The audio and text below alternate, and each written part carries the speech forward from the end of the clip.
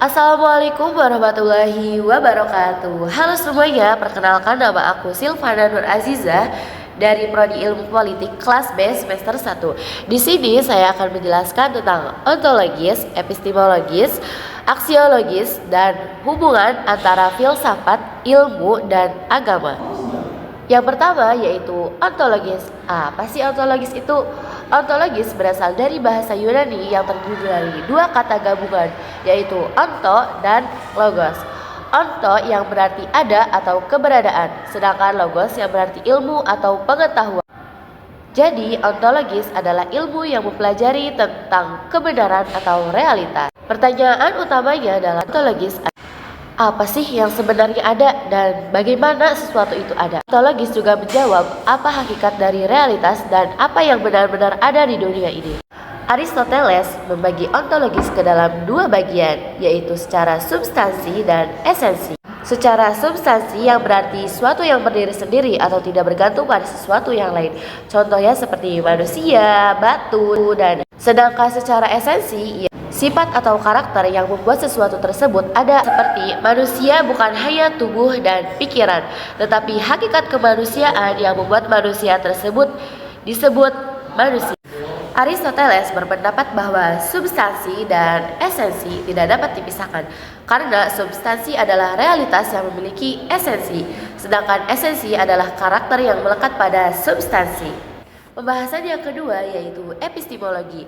Epistemologi juga berasal dari bahasa Yunani yang digabung dalam dua kata, yaitu epistem dan logos. Epistem sendiri berarti adalah pengetahuan, sedangkan logos adalah ilmu atau kajian. Epistemologi membahas bagaimana manusia mengetahui sesuatu dan dari mana pengetahuan tersebut berasal, serta benar atau salahnya pengetahuan tersebut.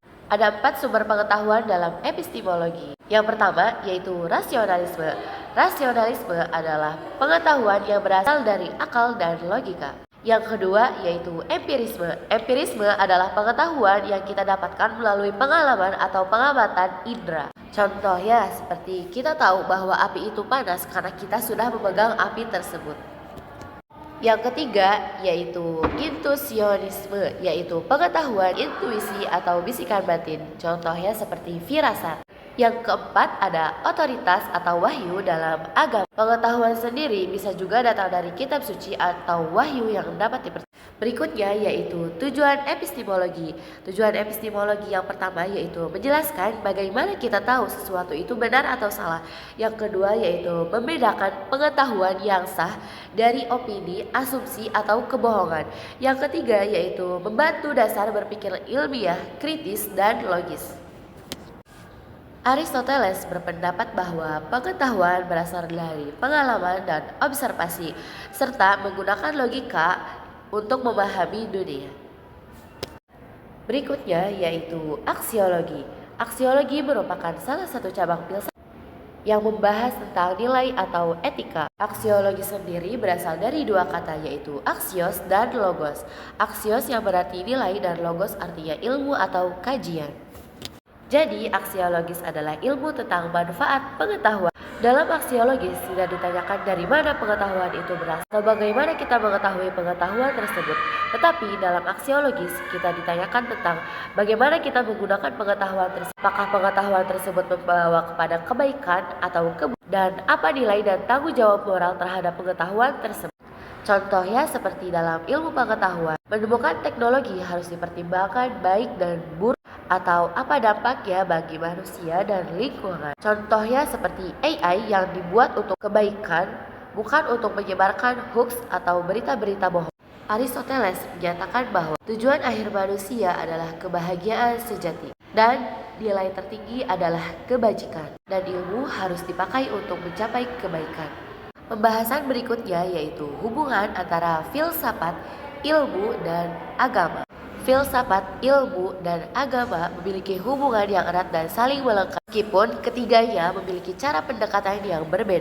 Filsafat memberikan landasan reflektif untuk mengetahui ilmu agama dan ilmu pengetahuan. Ilmu pengetahuan memberi pengetahuan empiris dan rasional tentang alam semesta. Sedangkan agama memberikan makna dan tujuan serta jawaban atas pertanyaan-pertanyaan fundamental.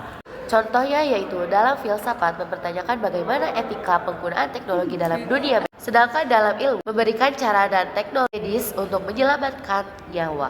Sedangkan dalam agama sendiri yaitu menentukan hukum atau batasan moral yang berkaitan tentang agama. Misalnya, program bayi tabung diperbolehkan asal berasal dari pasangan suami istri yang sah. Oke, jadi sekian yang bisa saya sampaikan. Kurang dan kurangnya saya mohon maaf. Wassalamualaikum warahmatullahi wabarakatuh. Dadah.